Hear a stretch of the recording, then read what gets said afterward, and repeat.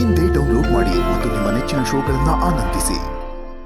ಎಲ್ಲರಿಗೂ ಬುದ್ಧಿ ನೀಡು, ಒಂದೊಂದು ಹೆಜ್ಜೆಯ ಇಡುತ್ತನಿ ಬಂದರೆ, ಒಂದೊಂದು ಹೆಜ್ಜೆಯ ಇಡುತ್ತನಿ ಬಂದರೆ, ಜ್ಞಾನ ವೃದ್ಧಿಯಾಗಿ ಬಾರಮ್ಮ ಶಾರದೆ.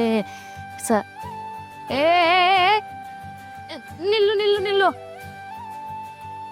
ಯಾರ್ ನೀನು? ಹೇಳ್ದೆ ಕೇಳ್ದೆ ಸೀದಾ ಒಳಗೆ ನುಗ್ತಾ ಇದ್ದೀಯಲ್ಲ. ಶಾರದೆ ಶಾರದೆ ಅಂತ ಇವಾಗ ತಾನೇ ನೀನ್ ಕರಿತಿದ್ದೆ ತಾನೆ, ಅದಕ್ಕೆ ಬಂದೆ. ನಾನು ಕರ್ದಿದ್ದು ದೇವ್ರನ್ನ, ನನ್ನನ್ ಕಳ್ಸಿದ್ದು ಆ ದೇವ್ರೆ. ಸೀತಮ್ಮ, ನಾನ್ ಯಾರು ಅಂತ ಇನ್ನೂ ಗೊತ್ತಾಗಿಲ್ವೇ? ಗೊತ್ತಾಗದೆ ಇರೋದಕ್ಕೆ ಕೇಳ್ತಾ ಇರೋದು. ಯಾರಮ್ಮ ನೀನು? ಗೋಪಮ್ಮ, ಹೇಗಿದ್ಯಾ? ಚೆನ್ನಾಗಿದ್ಯಾ? ನಾನ್ ಯಾರು ಅಂತ ಗೊತ್ತಾಗ್ಲಿಲ್ವಾ? ಶಾರದೆ, ನಿನ್ ಚಿಕ್ಕಪ್ಪನ್ ಮಗಳು.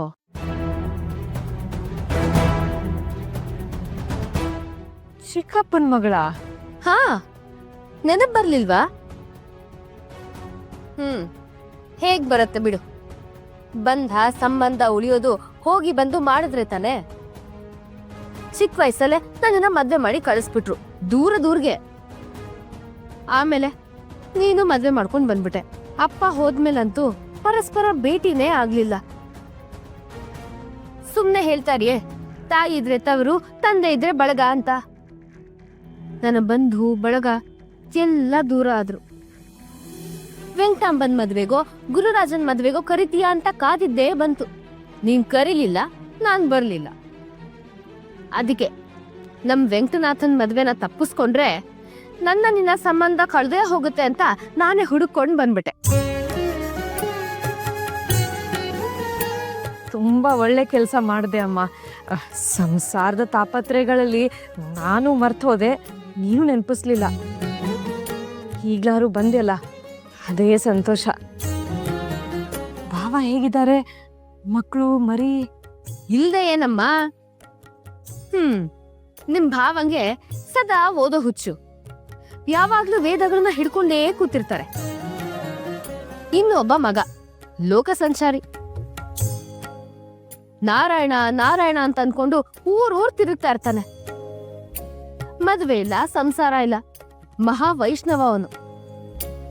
ಇನ್ನೊಬ್ಬ ಮಗನ್ನ ಸಾಕೊಂಡಿದ್ವಿ, ಶಂಕುಕರ್ಣ ಅಂತ ಅವನ ಹೆಸರು. ಅವನು ನೆಟ್ಟಿಗೆ 4 ದಿನ ನಮ್ ಜೊತೆ ಇರ್ಲಿಲ್ಲ. ಅಪ್ಪ ಬೈದ್ರು ಅಂತ ಮನೆ ಬಿಟ್ಟು ಹೋದವನು. ಅಲ್ಲಿದ್ದಾನೆ, ಇಲ್ಲಿದ್ದಾನೆ, ಇನ್ನೆಲ್ಲೋ ಇದ್ದಾನೆ ಅಂತ ಹುಡುಕಿದ್ದೇ ಬಂತು.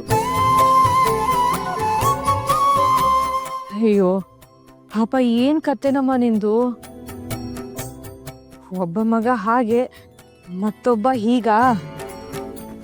ಗಂಡ ನೋಡಿದ್ರೆ ಯಾವಾಗ್ಲೂ ಪುಸ್ತಕ ಹಿಡ್ಕೊಂಡೇ ಕೂತಿರ್ತಾರೆ ಅಂತೀಯ. ಎಲ್ಲ ನಮ್ಮ ಹಣೆ ಬರಹ. ಯೋಗಿ ಪಡೆದಿದ್ದು ಯೋಗಿಗೆ, ಬ್ರಹ್ಮ ಬರ್ದಿದ್ದು ಶಾರದೆಗೆ. ಹೋಗ್ಲಿ ಬಿಡು, ಹೇಗೋ ಹುಡ್ಕೊಂಡ್ ಬಂದಿದೀಯಾ, 4 ದಿನ ಇದ್ಬಿಡು. 4 ದಿನನಾ? ನನ್ ಮಗನ್ ಮದ್ವೆ ಮುಗಿಯೋವರೆಗೂ ಈ ಜಾಗದಿಂದ ನಾನ್ ಕದ್ಲೋದೇ ಇಲ್ಲ. ಏನು, ನಿನ್ನ ಮಗನ್ ಮದುವೆನಾ? ಹೌದು ಸೀತಕ್ಕ. ಅಕ್ಕನಂಗ್ ಮಗ ಅಂದ್ರೆ ತಂಗಿಗೂ ಮಗನೇ ಅಲ್ವಾ?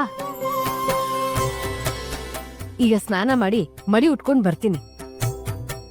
ಇನ್ಮುಂದೆ ಮದ್ವೆ ಕೆಲ್ಸ ಎಲ್ಲ ನಂದೇ.